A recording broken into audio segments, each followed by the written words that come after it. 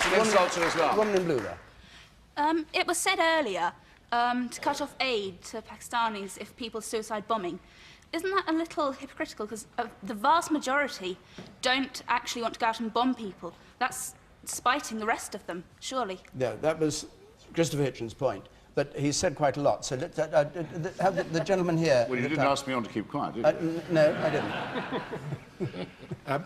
My question would be, was there any intention by the Honours Committee in nominating this to deliver an insult? And it seemed to me quite clearly there wasn't.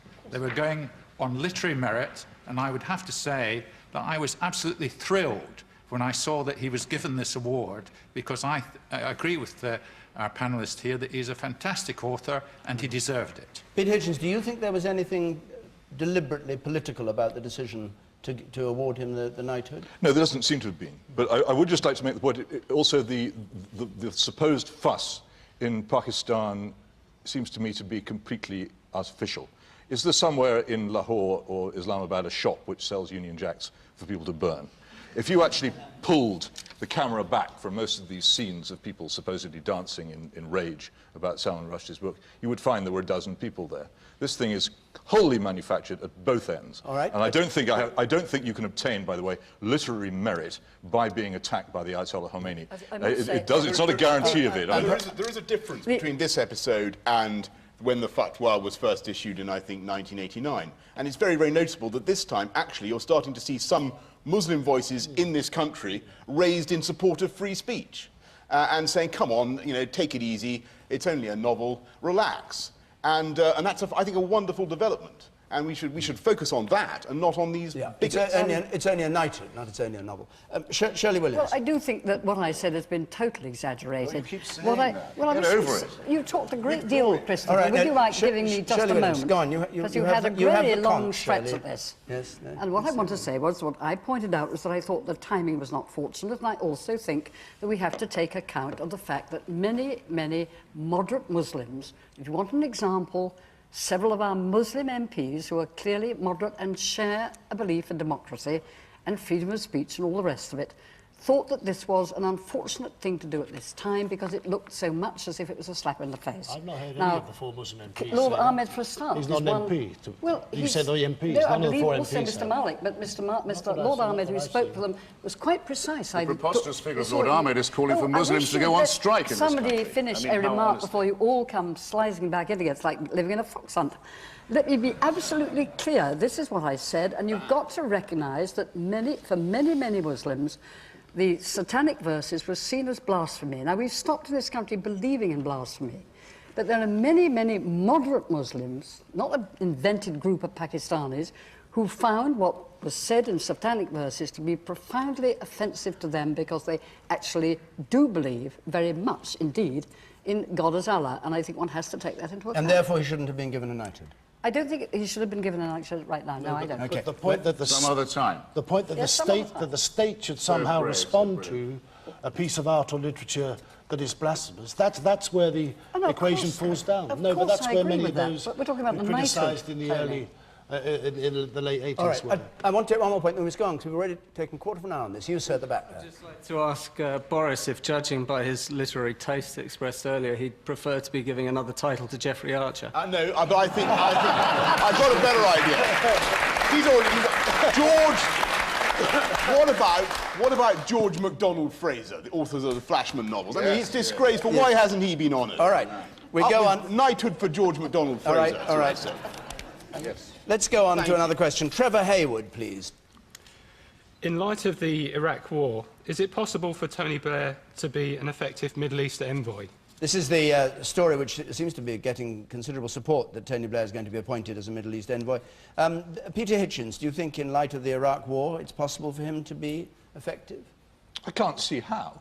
I think the idea has obviously emerged from a White House in the final spinning cycle of its time in existence. They don't anymore have any real connection with reality, and they don't anymore have any understanding of what it is that they have done or what is going to happen. I can't imagine that he would be so foolish as to accept this, which seems to me to be an extension of the Blair moment which we all witnessed on television some months ago, a request to our former Prime Minister to be the servant of a discredited President of the United States. I'm amazed that anyone has ever been able to take Mr. Blair seriously, either as a domestic or an international figure, and I really do think the time has come, now that we have stopped having to pay him, that we should stop even pretending to take him seriously at this or anything else. Okay.